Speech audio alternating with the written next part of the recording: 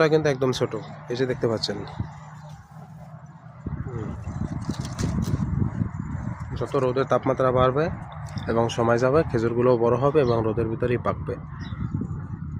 একটা ছিঁড়ে দেখবো, বিসমিল্লাহ। একটা ছিঁড়লাম, দেখি এটার ভিতরে কিরকম কি অবস্থা।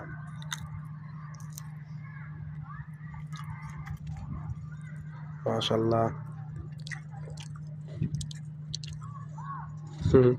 বাংলাদেশে চট্টগ্রামে দেখছিলাম ছোট ছোট যে হলুদ বর্ণের যে খেজুরগুলো বিক্রি করে,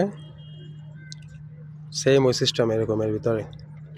বেশি কিন্তু কষ নেই, হালকা মিষ্টি মিষ্টি লাগতেছে। আজকে রুমে নিয়ে যাবো এগুলো কিছু।